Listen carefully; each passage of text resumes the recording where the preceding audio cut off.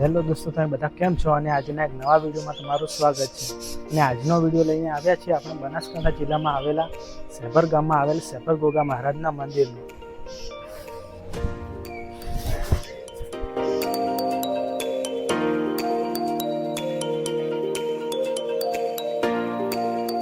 તો ફાઇનલી દોસ્તો આપણે અહીંયા પહોંચી ગયા છીએ અને ચાલો હવે આપણે પહેલાં બાઇક પાર્કિંગ કરી લઈએ. તો જુઓ દોસ્તો, આ પ્રકારનો કંઈ ગેટ બનાવવામાં આવેલો છે જે તમે જોઈ શકો છો. તો ચાલો દોસ્તો હવે આપણે આ મંદિરના અંદર જઈએ અને દર્શન કરીએ ગોગા મહારાજના.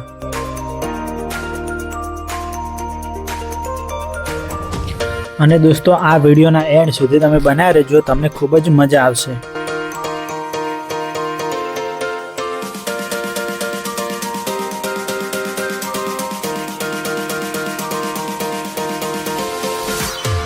અને દોસ્તો આ મંદિરના લોકેશનની વાત કરીએ તો આ મંદિર ગુજરાતના બનાસકાંઠા જિલ્લાના વડગામ તાલુકાના સેપર ગામમાં આવેલું છે.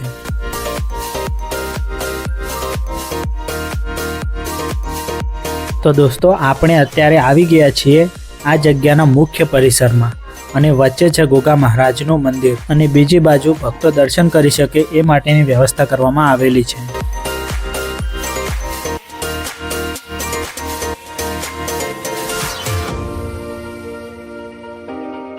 અને દોસ્તો આપણે જઈશું આ ગોગા મહારાજના મંદિરની અંદર અને ખૂબ જ નજીકથી તમને દર્શન કરાવીશું.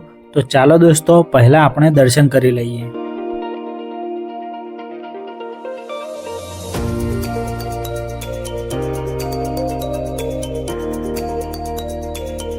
અને એવું કહેવાય છે કે વર્ષો પહેલા આ ગામના એક વાણિયાને ચોરીના એક ખોટા ગુનામાં દંડ થયો હતો અને ગોગા મહારાજની કૃપાથી એને દંડ દૂર થયો હતો અને એનું કલંક પણ દૂર થયું હતું. અને ત્યારબાદ વાણિયાએ અહીંયા ગોગા મહારાજની મૂર્તિની સ્થાપના કરી હતી.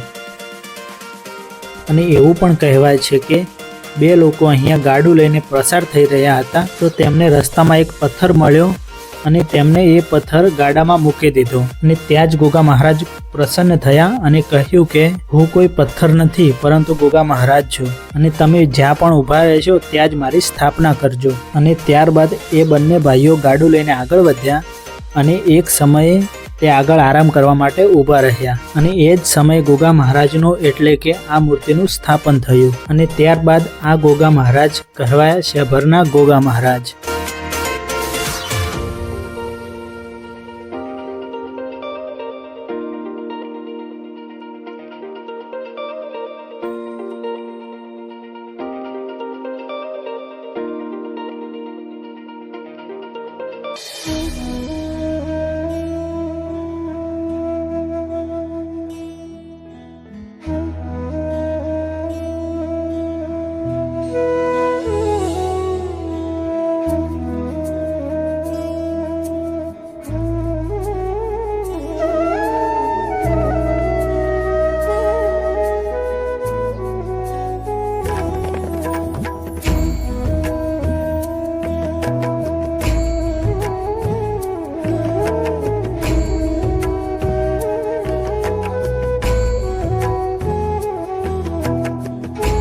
અને દોસ્તો આ બાજુ પણ તમે જોઈ શકો છો કે નાનું એક ગોગા મહારાજનું એવું મંદિર છે, એના પણ દર્શન આપણે એકદમ નજીકથી કરાવીશું. તો ચાલો દોસ્તો પહેલા આપણે દર્શન કરી લઈએ. તો જુઓ દોસ્તો આ પ્રકારનું કંઈક અંદરથી મંદિર દેખાય છે જે તમે જોઈ શકો છો.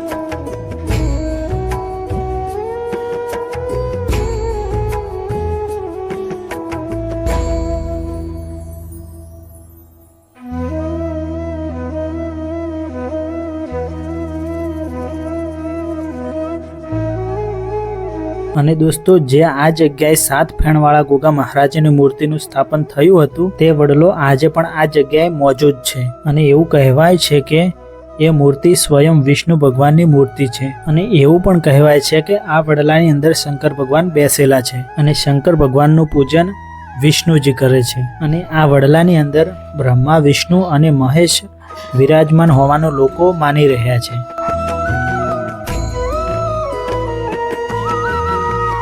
અને આ જગ્યાએ દર શ્રાવણ મહિનાની વદ પાંચમ એટલે કે નાગપંચમીના દિવસે મોટો મેળો ભરાય છે અને એ સમયે અહીંયા લોકો હજારો લાખોની સંખ્યામાં દર્શન કરવા માટે આવે છે.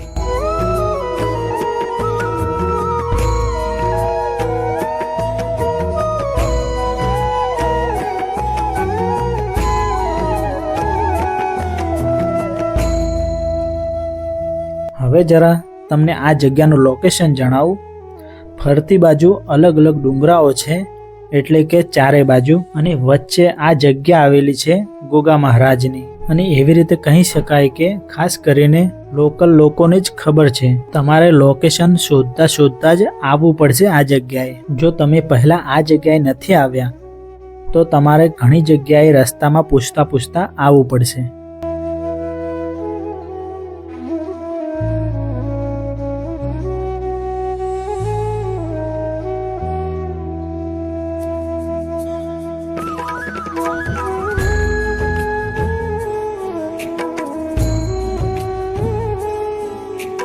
અને જુઓ દોસ્તો, તમે જોઈ શકો છો કે આ બાજુ પણ એક નાગેશ્વર મહાદેવનું મંદિર આવેલું છે જે તમે જોઈ શકો છો, અને તેમના પણ દર્શન તમને કરાવીશું. તો ચાલો દોસ્તો, પહેલાં આપણે દર્શન કરી લઈએ.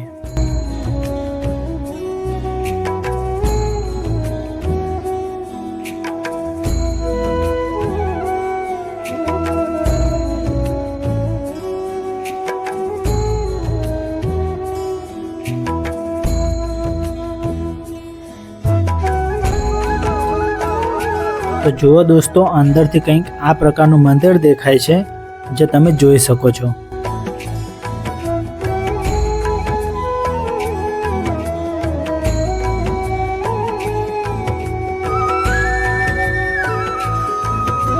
અને હવે આપણે જઈશું બાજુમાં જ આવેલા શેરપુરાના, કે જ્યાં જૂના ગોગા મહારાજનું ધામ છે.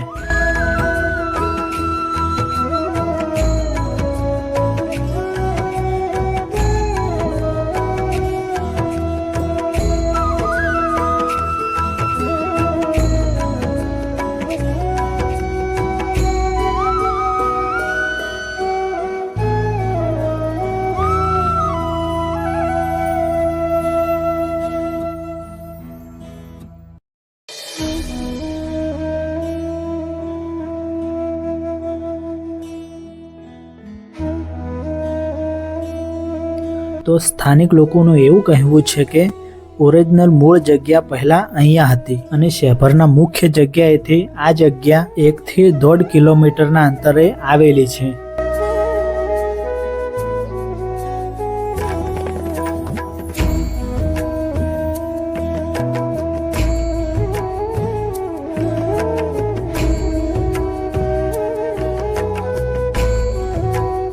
અને દોસ્તો, આપણને અહીંયા એક કાકા મળે છે, તો એમના કારણે આપણને ઇતિહાસ જાણવામાં ખૂબ જ મદદ મળે છે.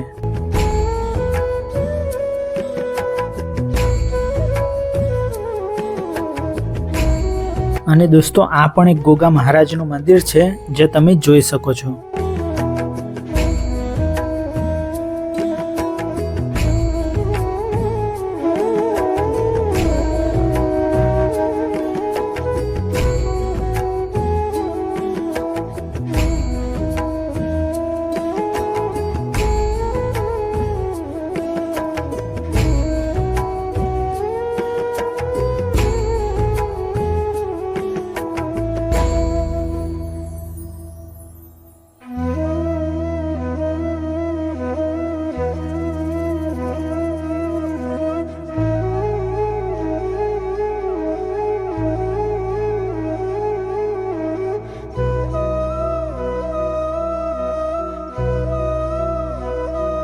અને દોસ્તો, આ શિગોતર માતાજીનું મંદિર છે જે તમે જોઈ શકો છો.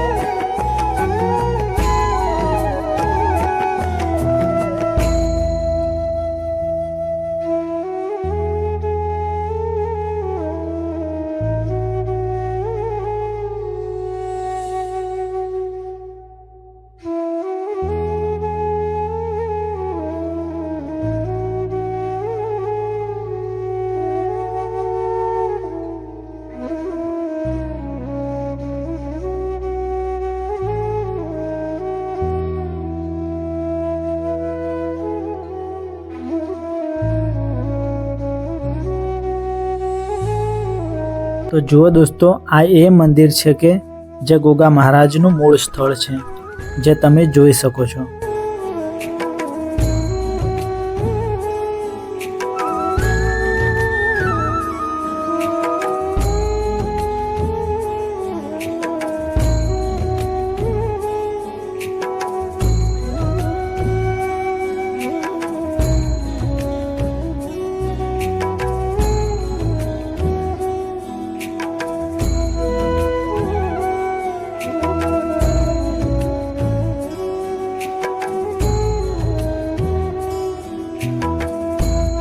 અને દોસ્તો, આપણે અહીંયા ખૂબ જ લેટ થઈ ગયા હતા, તો આપણે અહીંયા ચા બીજી પીને નીકળી ગયા ઘર બાજુ. તો દોસ્તો, આજનો વિડીયો તમને કેવો લાગ્યો કમેન્ટ બોક્સમાં કમેન્ટ કરજો, અને આવા વિડીયો જોવા માટે અમારી ચેનલને સબસ્ક્રાઈબ કરી લેજો, કારણ કે આવા વિડીયો તમારી પાસે પહોંચતા રહે. તો ચાલો દોસ્તો, આજના વિડીયોમાં આટલું જ હતું, અને ફરીથી મળીએ કોઈ નવો વિડીયો લઈને.